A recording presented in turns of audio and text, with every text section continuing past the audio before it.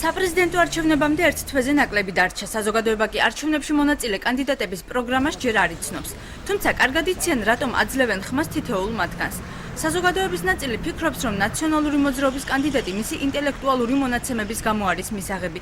გიორგი მარგველაშვილისგან კი ქართული ოცნების მხარდამჭერებს სამართლიანი ქვეყნის შენების მოლოდინი აქვთ. მოლოდინი მაქვს ქართული ოცნების და დარწმუნებული ვარ, რომ მიაღწევს იმ დანაპირებს, რაც შეპირდა ქართულ საზოგადოებას. სამართლიანობის აღდგენა, დარწმუნებული ვარ, რომ ეს აღდგება. პროგრამას ვერ ვიცნობთ, მაგრამ ბაქრაძეს ძალიან ჭკვიანი და ძალიან კარგი კაცია და დიდი მოლოდინი მაქვს მაგისგან.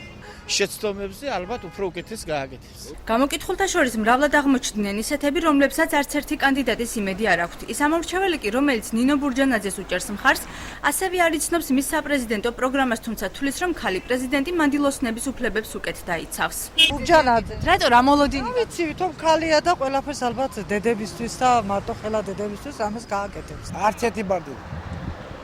არავის არ 70 წელი მოლოდინში ვარ, მაგრამ არაფერი ჩემთვის არაფერი არ ვქნა, თუ არ გამომველდა ორი კაპიკი არ გავაკეთე, გაძერამას არ მოგეცანა. პენსია მყოფნის ასე.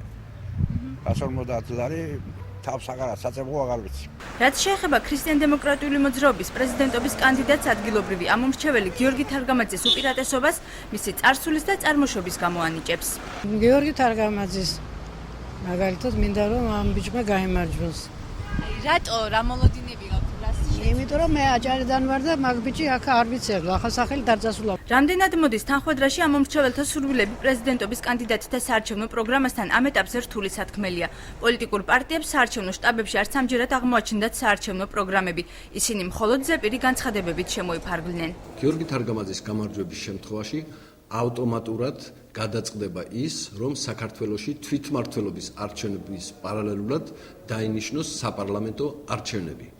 ეს მოგცემს იმ შედეგს, რომ საქართველოს პარლამენტი იქნება ხალხის განწყობის გამომხატველი. სოციალური პროგრამები არის ასახული პროგრამაში, ასახული არის პროგრამაში აგრეთვე საერთაშორისო საკითხებთან დაკავშირებით და საგარეო პოლიტიკასთან დაკავშირებით საკითხები, სოფლის მეურნეობის განვითარების პროექტები, განათლების განვითარების და რეორგანიზაციის პროექტები, ჯანდაცვის პროექტები. ძირითადად გახლავთ ევროატლანტიკური სტრუქტურებისკენ ინტეგრაცია, როგორც იყო, ასევე გაგრძელდება ბუნებრივია, ეკონომიკის განვითარება, ახალი სამუშაო ადგილების შექმნა, ასევე დაგეგმილი გადასახადების შემცირება იმ მასშტაბით, რაც იყო წინა წლებში და ერთ-ერთი ყველაზე მნიშვნელოვანი ეს იქნება მთავრობის კონტროლი იმისთვის, რომ ერთი პოლიტიკური ძალის ხელში არ აღმოჩნდეს სრულად მთლიანი ძალაუფლება. რაც შეეხება ქართული ოცნების საარჩევნო შტაბს, საარჩევნო პროგრამა ვერც აქ წარმოგვიდგინეს და სატელევიზიო კომენტარისაგანაც თავი შეიკავეს.